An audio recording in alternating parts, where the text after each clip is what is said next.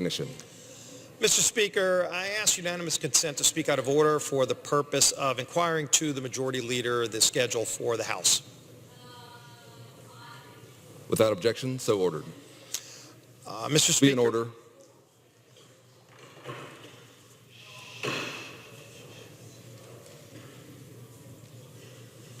Members will please take their conversation off the floor.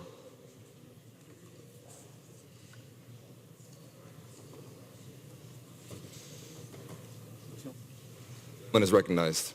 Thank you, Mr. Speaker. I ask unanimous consent to revise and extend my remarks. Without objection. With that, Mr. Speaker, I'd like to yield to my friend from Maryland for our first official colloquy, the gentleman from Maryland and the Majority Leader of the House, Mr. Hoyer. Thank the gentleman for yielding. We have reversed positions, of course, for a number of years now. I've had the privilege of having a colloquy with Mr. McCarthy, who was then the Majority Leader. So Mr. Scalise has now undertaken my role, a role probably he doesn't welcome, but I know that he will do well as Minority Whip. And as Majority Leader, I'm still here doing the colloquy.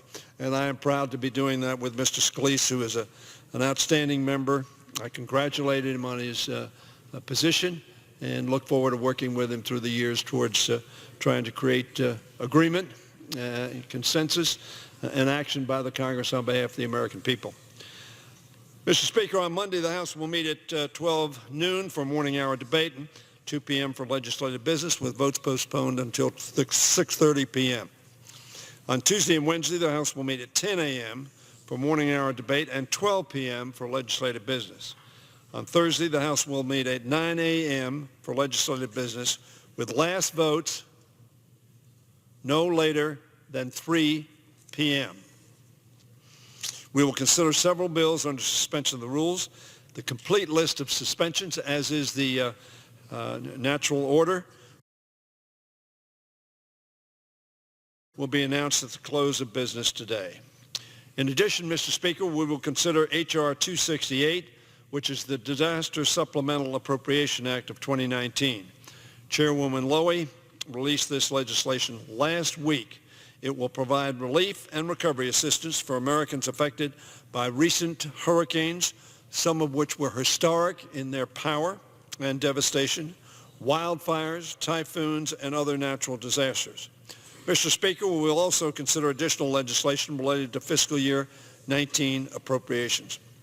We are on day 21 of this shutdown, and House Democrats will continue to work so that it comes to end as soon as possible. Members are also advised that additional legislative items are possible.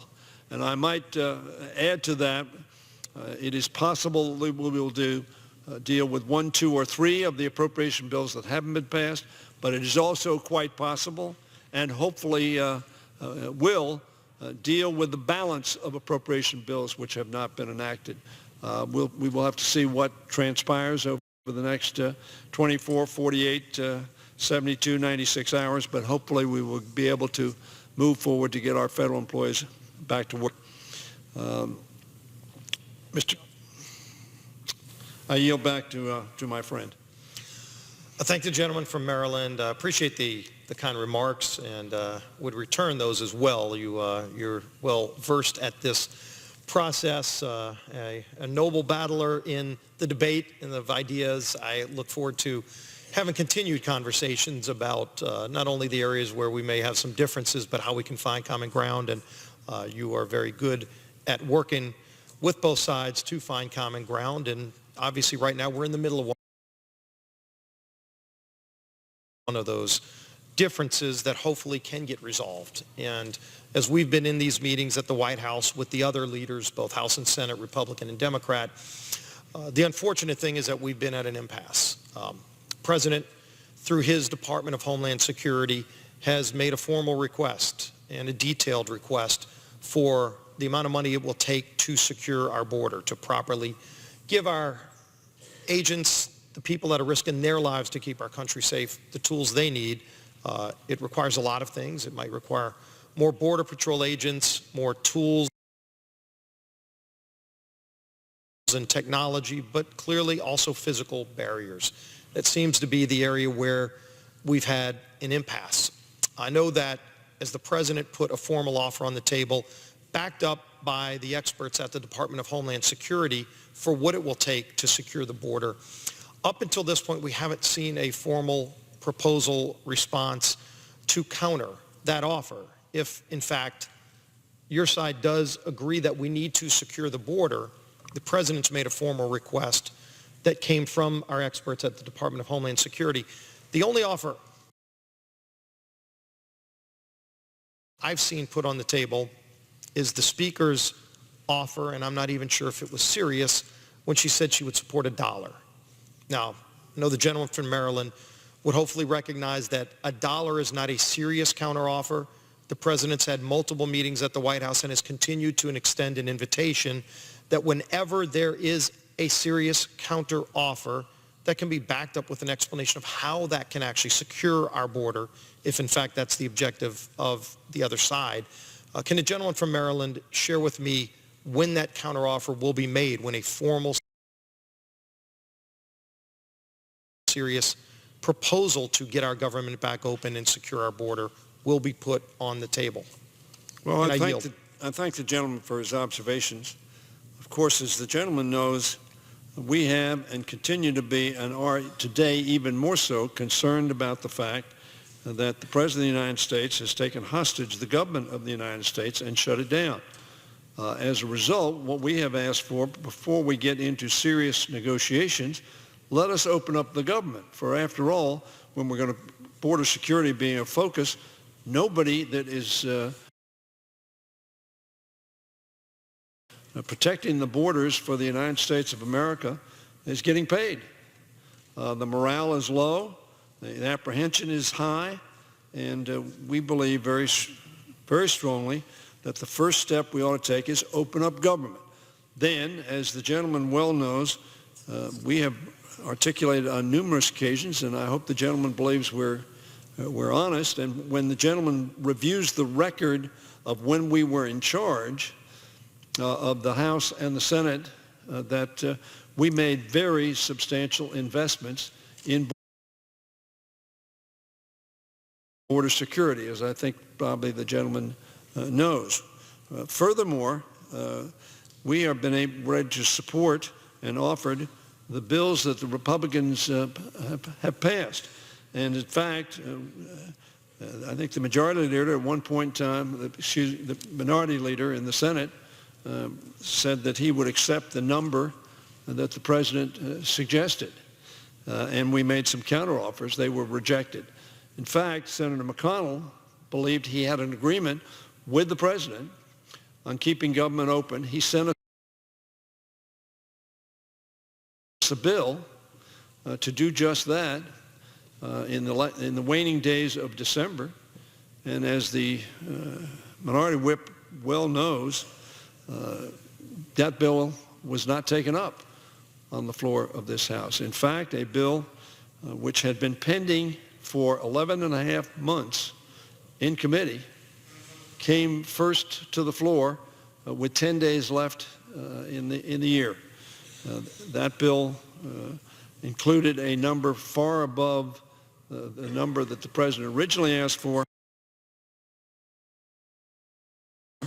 and far above any number that had been discussed. And although it passed the House knew then very well that it did not have the votes in the Senate to pass, and it did not pass. As a result, government shut down. And we continue to be in a place, as we said at the White House, to negotiate on border security, to secure our borders, to protect our people from those who would come across our borders to commit crimes, protect against drugs being imported, protect against the trafficking of human beings. We all share that view, Republicans and Democrats. The issue is how we most effectively accomplish that objective. Pending that, with the government, as we took power, and it was our responsibility What we have done over the last 2 weeks is to pass essentially your bill. I don't know how we can be much more bipartisan than that, than pass your bills. Reclaim my time. Those were not our bills. The House had a negotiation going on with the Senate. The Senate, as the gentleman knows, passed some bills, not all of the bills that were brought to the House floor, but brought some bills that were different from the House bills. And as you know, when the Senate passes a bill and the House has a different version, you go to conference committee. You don't just say, we're going to take the Senate bill. Also, as you brought that bill to the floor, the Speaker, the Majority Leader, brought to the floor as part of that package a bill that did not pass the Senate floor, a bill that would have reversed the Mexico City policy. That change was dramatic because that would have allowed taxpayer money to go to foreign government entities who provide abortion. It's been the policy of this country since Ronald Reagan went to Mexico to deliver that speech and create the Mexico City policy that we don't give taxpayer money to fund abortion. And I know that's gone back and forth through different administrations. This president has made it very clear that he will strictly enforce the Mexico City policy. That bill on the floor would have reversed it. That's not language that passed the Senate floor. In addition to that, if you go back throughout these negotiations, at the very beginning, the president has been talking about a crisis at the border. The crisis at the border is very real. In our first meeting with the leaders in the Situation Room at the White House, both the Speaker and the Minority Leader of the Senate interrupted the Secretary of Homeland Security every time she tried to go through this new crisis that we're seeing. It's not just the drugs, which are dramatic and we need to stop. It's not just the human trafficking, which is dramatic and we need to stop. It's not just the murders that are happening. There are murders that happen in so many states, in your state of Maryland. Just recently, someone who's in this country illegally from El Salvador was sentenced to life in prison without parole in Montgomery County in Maryland for the murder of someone, and he had no remorse for his crime. We just saw a police officer in California who was murdered by someone who came back and forth through this country illegally multiple times because we don't have physical barriers to secure our border. So that presentation was interrupted and we never got through the full presentation, but ultimately the Secretary of Homeland Security has laid out why we have a crisis at the border and it needs to be resolved, and they went into a detailed breakdown of the costs to secure the border. So at issue right here now is a difference in amount. If your side truly does agree that we have to secure our border, which I've heard the Speaker, the Minority Leader, and others say they need to secure the border, but yet they haven't been willing to agree to more than $1 in the request that's been made by the administration to secure the border. And so the real question is, at the heart of this debate, if we're all for border security, we can talk about border security. In fact, back in 2006, President Obama, when he was a senator, talked about the need for securing the border when he voted for the Fence Act. The Minority Leader, Mr. Schumer, at the time, voted for the Fence Act. That language, the language, and you can call it whatever you want, a fence, a wall, cement, steel slats, but ultimately it's law, language that allows what can and can't be built. The language that the Minority Leader, Mr. Schumer at the time, voted for in 2006 would have given the Department of Homeland Security many of the tools they need in language, but not the money. And so now we're at a point where if it's all of a sudden he's against that kind of physical structure that he was for in 06, he ought to explain why. And so should others who have maybe changed their position. But if the language in 2006 would give the Secretary of Homeland Security the tools they need and the authority they need to actually start securing the ports of the border that are between ports of entry. We have ports of entry, and everybody knows where those are. And we, by the way, stop a lot of really bad people from coming into our country at ports of entry. What we don't know is how many people come through the areas where we have no ports of entry, where we have no borders. Everybody recognizes that you can't just stop people at the points of entry and then have no protection in the hundreds of miles. We're talking about over 500 miles of unprotected area of this country on the southern border where there is a crisis that's growing every single day. And if we acknowledge that, now I know the minority leader and the speaker went on TV the other night and said it's a fabricated crisis. How could you call this a fabricated crisis? When you see deaths, when you see over 90% of the heroin that comes into this country and kills Americans every single day is coming across our southern border. That's not a fabricated crisis. Those are real, serious things that are happening, that are bad. There are good people that come to this country. This country,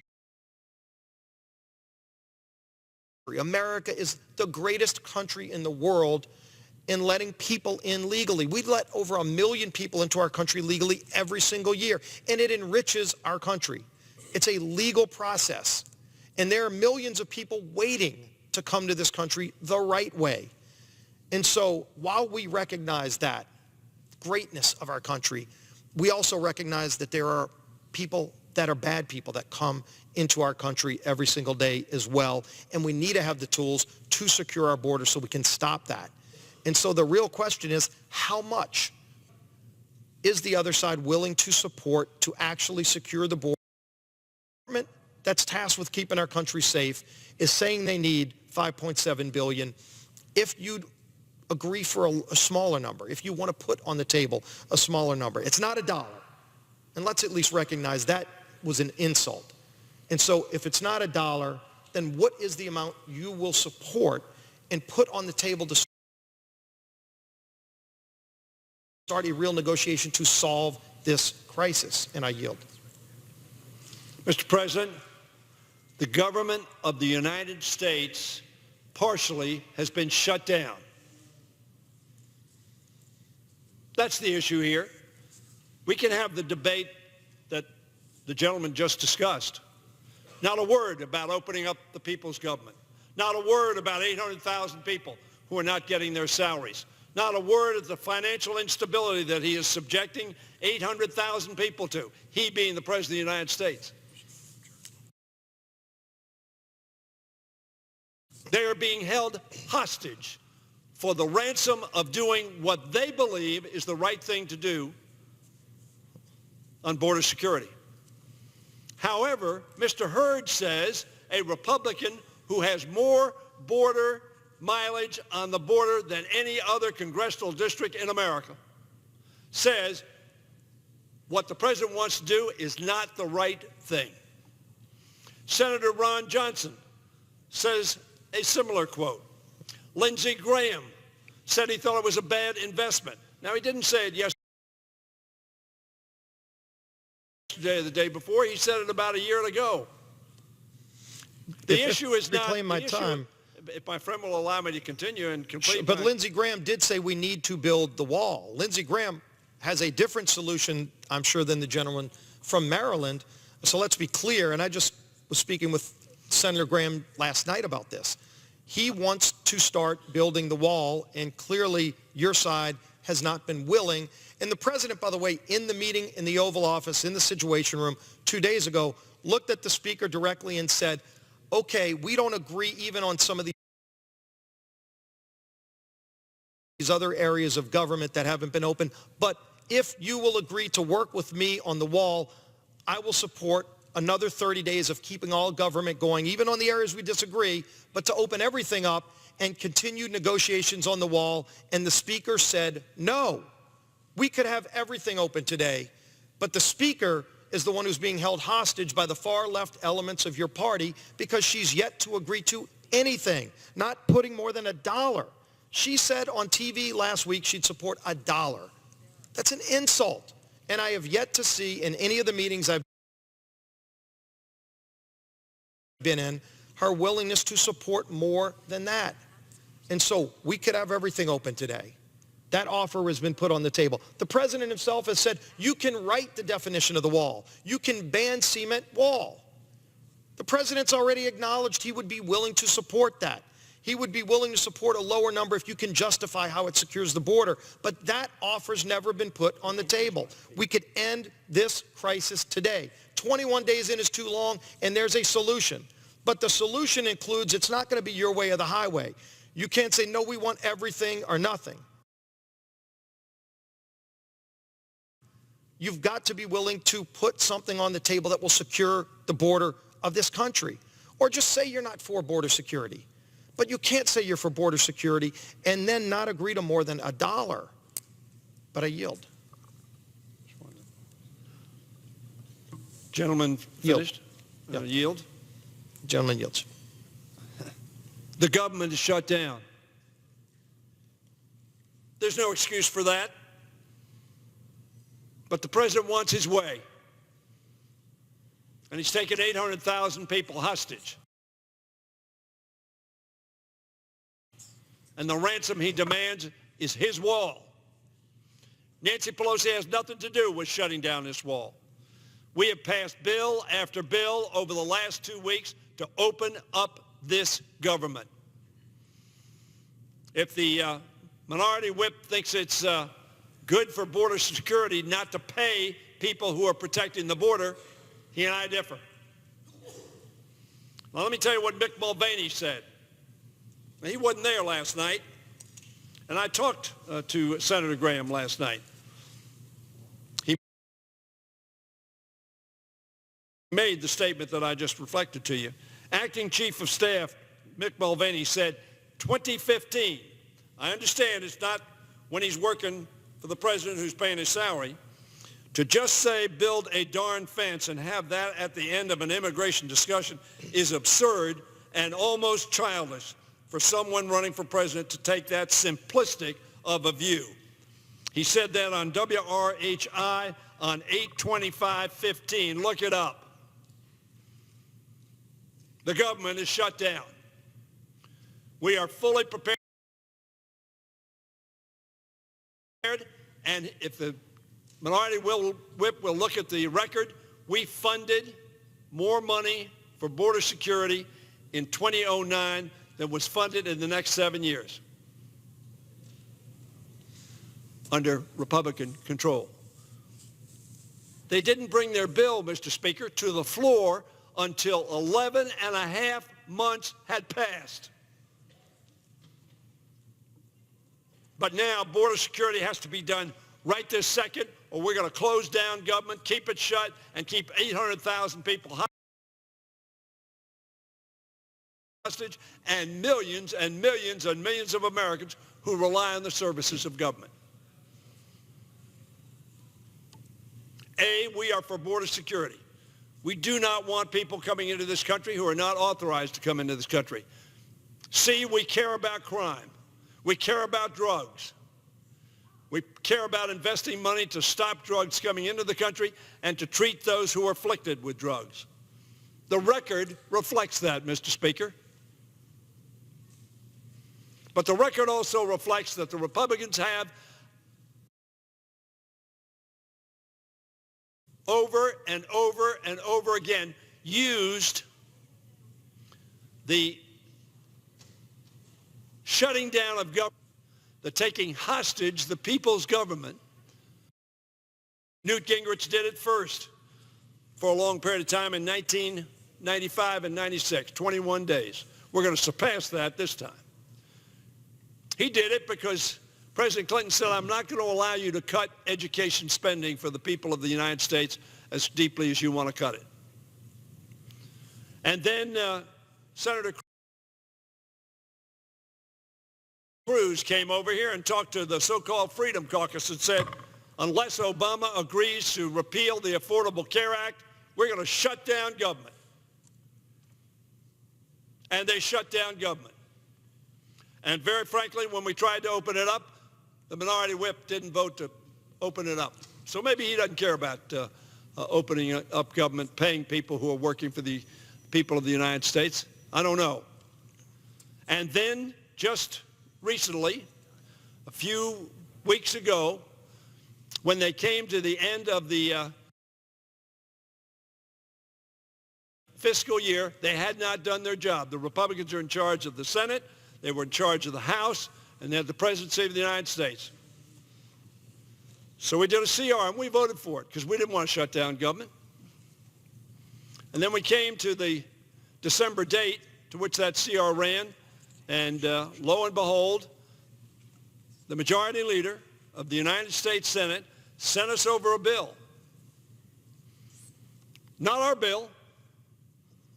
It was a bill from the Republican majority leader. It came here under unanimous consent. Their Republican-led Senate sent it here. And lo and behold, the Senate leadership in the House would not take that bill up. Why? The president, who had told Senator McConnell he would sign it, changed his mind. I don't know whether it was Ann Coulter, Sean Hannity, Rush Limbaugh. I don't know who the principal advisor in that decision was. But one person communicated, I won't sign that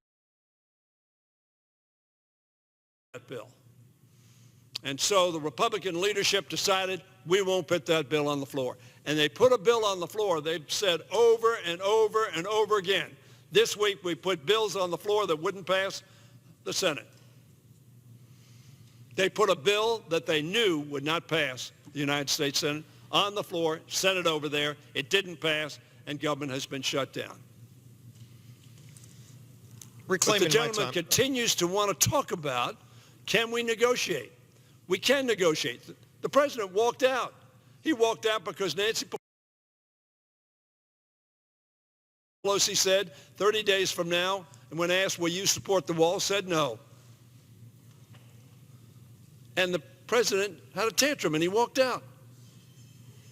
He said, well, this is a waste of my time. This is not a process where the president tells us to do things. As I recall, Mr. Speaker, the Constitution of the United States, Article 1 says, we are the policymakers. We are the ones who pass the laws. We are the one who says what the executive department carries out as policy.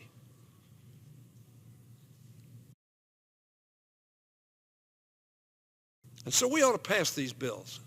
And then, yes, we ought to deal honestly and openly and together to make sure the borders are secure. The gentleman said the immigration system does not work. It's broken. He's absolutely right. And the Senate 5 or 6 years ago passed a bill in a bipartisan way with over 62 votes, 14 Republicans, and sent it to the House under Republican leadership 6 years ago. They have never brought that bill to the floor. We have pleaded with them to bring that bill to the floor, to fix the immigration system. It has never come, Mr. Speaker, to the floor of this House. But what we should never do, we should never take hostage the government of the United States, the employees who toil every day on behalf of the policies that we adopt and on behalf of the American people. We should never take them hostage and say, if you don't do what I say to do, we're going to keep them in an unpaid status, working if they're critical employees and locked out if they're not. Mr. Speaker, it is very, very unfortunate that we find ourselves in this position. I would urge that the Republican whip, who is my friend and whom I respect, would talk to the President of the United States and say, let's open up the government. Mr. Hoyer has told me we will sit down and have a rational, reasonable, fact-based, expert-based discussion on how, in fact, we accomplish the objective we all say we want to accomplish, and that is make our borders secure. We're prepared to do that. Open this government. Reclaiming my time, Mr. Speaker, if the gentleman's finish. We'll obviously have more time to go back and forth on this, but let's keep in mind a few facts. First of all, the last shutdown of the United States government, which was dubbed the Schumer shutdown, because the Senate minority leader wanted to force his way on DACA. Now let's keep in mind, does the gentleman remember how long that lasted? For one moment. Does the gentleman remember how long that lasted? Oh, it lasted very shortly because the gentleman from New York realized he was on the wrong side of the issue. Just like right now, your side is on the wrong side of this issue, opposing border security. And let's be very clear what the fight is about. And it shouldn't be a fight. It's a fight because the president has said, here's a proposal that my Department of Homeland Security has brought that said these are the tools they need to keep the country safe with a crisis at the border. And it can't be denied. I know some on your side want to deny it. I don't think the gentleman from Maryland denies it. But clearly, when the Senate minority leader and the Speaker of the House go on national TV and say it's a fabricated crisis at the border, the American people see what's happening at the border. We can debate how best to solve it. The president, through the Department of Homeland Security, has put down a proposal of what it's going to take. This is not a new idea. Obviously, the president ran on this as a front and center issue. Not only ran on it, but he was elected by the American people as president to carry out border security and build a wall. It was part of the national debate. I know some people on your side don't even want to recognize that that election occurred in the result, but it happened. Oh, no, I think there was an election, and he did raise that question. And as I recall, that's why I'm the majority leader, and you're the minority whip. You were not the majority leader when that happened. He was elected on that. We were still in the majority. And when the omnibus bill came, and let's remember why we're here, to think that this is some new idea the president's bringing forward is ignoring the history. And let's go through some of that history. Obviously, it was front and center in the presidential election, and he was elected in large part on building the wall to secure our country's border. So then we go to the first spending bill as he was president. And we had a disagreement. There were a lot of things that we were in disagreement on. We wanted to rebuild our military, and we finally came to a 2-year agreement to do just that. And that was critically important, to start rebuilding the military of this country that was decimated, to give our men and women in uniform who risked their lives for our country a much-needed pay raise. We finally did that. But in that negotiation, the president wanted, and he was talking about $25 billion for full border security, to build out the full 550 miles that are not secure right now. And they're well identified. The gentleman from Maryland knows those areas where we haven't built walls. Sure, we've got some money to build walls. There's about 120 miles of wall being built. While that's not all cement, some of it's steel slats, let the experts figure out the best way to secure our border. We're not the architects of the border. Let the experts be that. But there is some wall being built,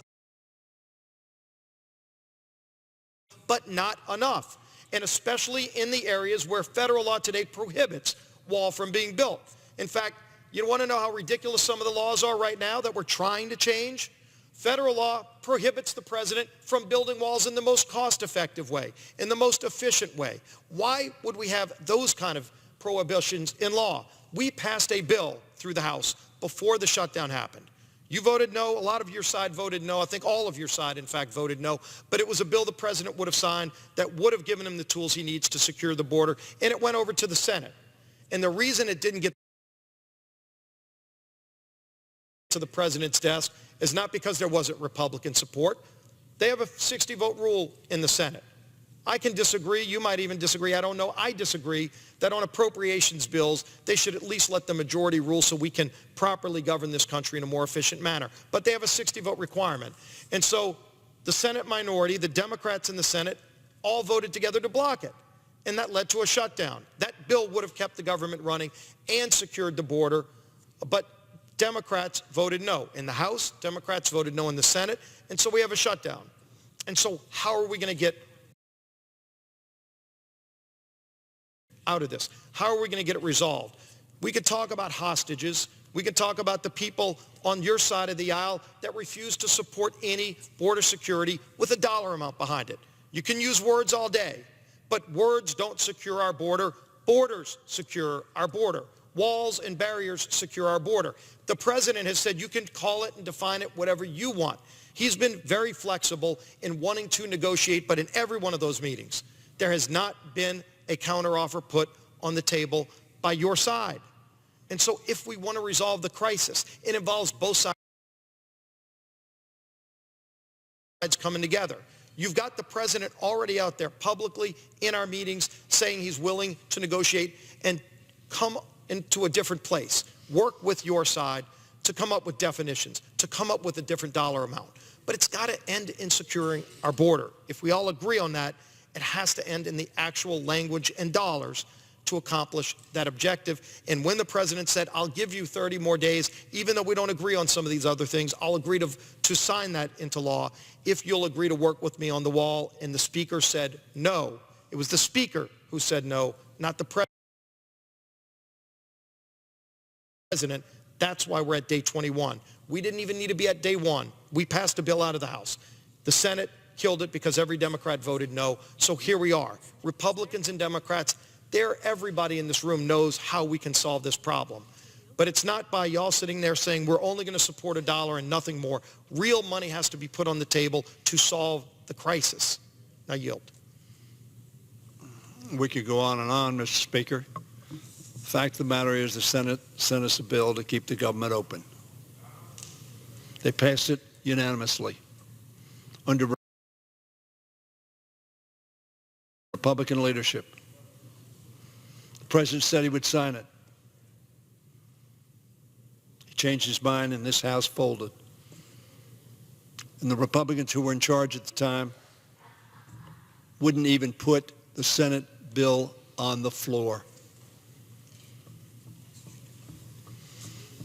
We're not prepared to be bludgeoned by taking hostage 800,000 people who work for the federal government and who are not now being paid, some of whom are working.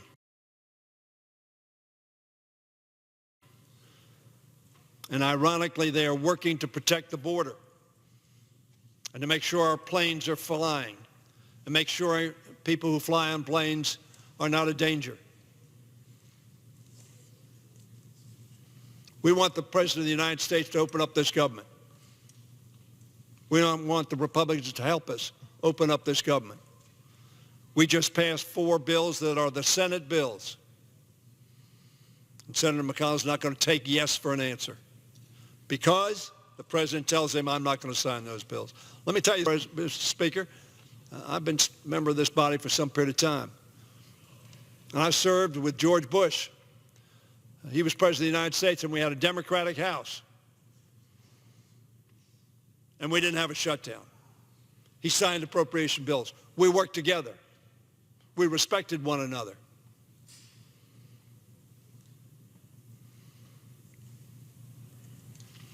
I would hope, Mr. Speaker, in closing, that the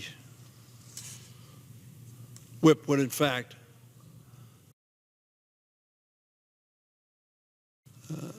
help us open up the government. And then we're prepared to sit down. He knows me, and talk about how we make our border secure and protect our people. And yes, give humanitarian services to those who are seeking asylum, running from violence and mayhem and murder. We're prepared to do that. We want to do that. I would hope the whip, I would hope Senator McConnell, who was quoted just a few years ago as saying, shutdown is a failed policy. Shutdowns ought not to occur. Adults who are responsible ought not to allow that to happen. Realizing full well that in order to preclude that from happening, compromise is absolutely essential on both sides. President Trump is the President of the United States. We have to work with him to compromise, to come to agreement. But they're Awful lot of Republicans. I quoted Will Hurd. I quoted Ron Johnson. I quoted some other Republicans, an awful lot of Republicans that think the president has the wrong idea. And frankly, as Mr. Mulvaney said during the course of the campaign, it wasn't a very realistic idea. But that aside, it is time for us to open up the government. And then we will have an extensive discussion, as we must, as we should, in the best interest of the American people, to keep our borders secure and keep them safe. Unless the gentleman wants to say something further, I'll yield my time. Thank the gentleman, and I know we're closing this. I do want to go back last year when the president signed the omnibus bill to keep government open. At that time, he said this won't happen again. He laid down a marker last year that, okay, he'll go along with a bill that's far short of what he needs to secure the border, but he wasn't going to do it again. That was a year ago. And so everybody has known that this issue is going to have to get resolved because lives are at risk. The president, like we did, took an oath to protect this country. That's what this is about. We surely want to open up all areas of government, but keeping the border secure is part of that. And so when the president signed the bill last year, he said it's not going to happen again. Now, obviously, when we came to this year, there were some people telling the president the votes weren't there to put the money in place to secure the border. In fact, the now speaker, when she was minority leader, went to the White House and told the president the votes aren't there in the House to fund your request for the wall. How many Republicans were in the House at that point in time? We had over 218, clearly. You had that 240 plus.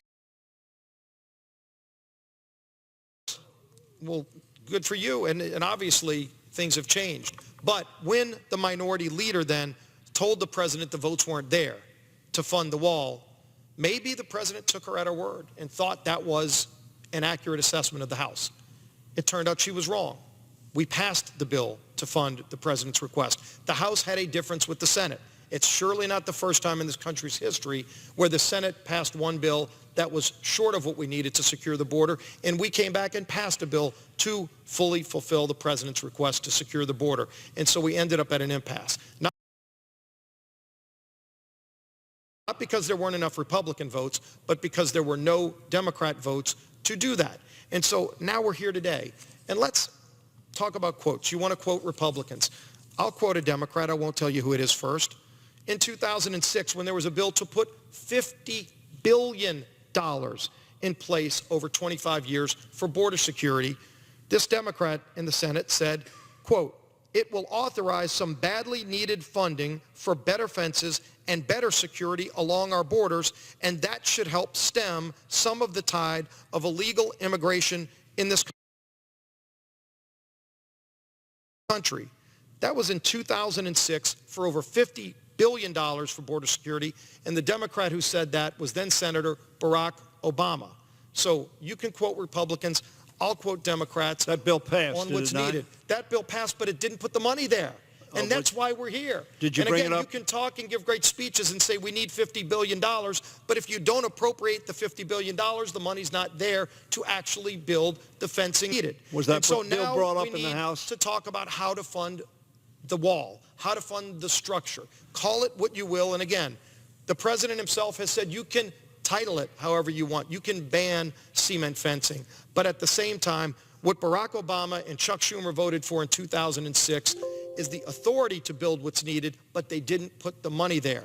It's time to finally back up the words. It's hot air unless you put the money on the table. And so the money has been put on the table by the Republicans, at least an offer, backed up with real data of where the money would be spent to secure this. So let's talk now about the final issue, and that is adjournment. I know later today the House will be voting to adjourn. Last week, the House under Democrat majority, as you proudly talk about the fact that y'all are in the majority, y'all voted to adjourn. We voted not to adjourn. We should stay here to get this job done, to finally have a real negotiation, to solve our differences.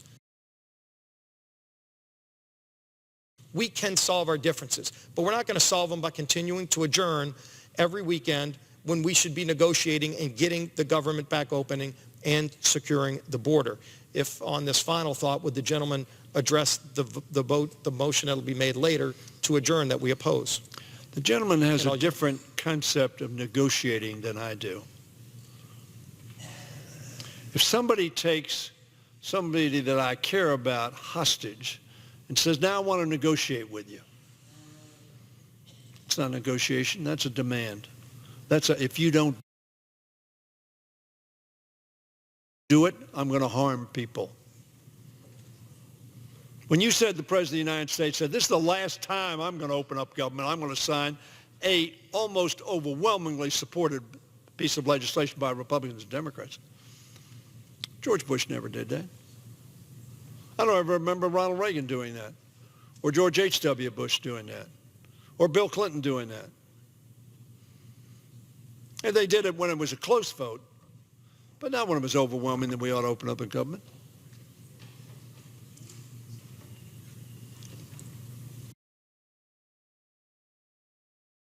As long as hostages are held by your opponent, you are not negotiating.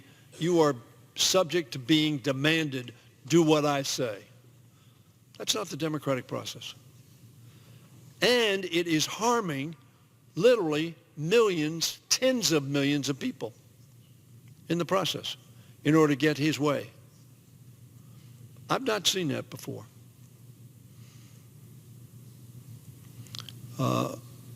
The other two shutdowns were legislative shutdowns. There's no doubt this is an executive shutdown, and you just said it.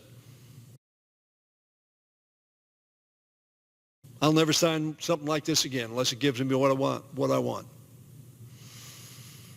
Frankly, that's what we saw in the negotiations over the 3 days we were there.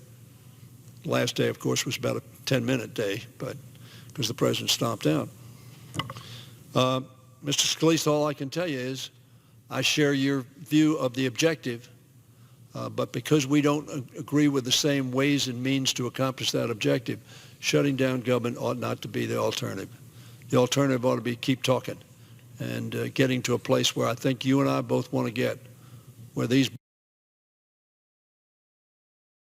borders are secure, where people are not being transported across it for human trafficking purposes, where murderers and don't come across the border. But there's a surge right now across our border. And that surge is of mostly mothers and children seeking asylum, coming to ports of entry, not across any fences or borders, coming to ports of entry. Border guards telling us they're turning themselves in. They want to, because they are seeking refuge from a country that has purported to be a country of refuge. It raises a statute in New York Harbor to send that message. But we need to make them known to us when they come into the country. We agree on that. So rather than all this rhetoric back and forth, Mr. Speaker, it is a simple proposition. Senator McConnell has said unless the president says he will sign an opening up of government, he won't put it on the floor. That's the only person who's stopping it, because we've sent bills. Mr. Cole of your side said, I don't like the bills because they're only Senate bills. We don't like them either. But we like less government being shut down. We like less 800,000 people being put at risk. We like less the anxiety that we are causing our federal employees in terms of the financial stability of their homes and their ability to put food on their tables and pay their mortgage and pay their rent. Surely we ought to be able to agreement that that is not what we ought to inflict to get our way. I hope we open up our government. I yield back. Thank the gentleman from Maryland. And when you look at the women that are coming across through this trek to try to cross the border, first of all, asylum has been offered by Mexico to all of the people as part of that caravan. Thousands of people were offered asylum, work permits, turned it down. There is a legal way to seek asylum. asylum. It seems to me if another country offers you asylum and you want to leave your country, you take the asylum, but they turned it down. But the women that are coming over, Doctors Without Borders has done a study and said that over 30% of the women that are on this trek have been sexually assaulted or worse. We should all want to address this crisis. There's a way to solve the crisis. If we talk about hostages, both sides can use terms, but when the President of the United States in the White House looks at the Speaker and says, I will sign a bill that contains things that we have yet to negotiate, that I don't agree with, I'll sign it. If you agree to keep negotiating, and the Speaker of the House said no, that's the my way or the highway approach. That's wrong. The President has put multiple things on the table, has offered to negotiate on terms, on dollars, on every front, and not one counteroffer.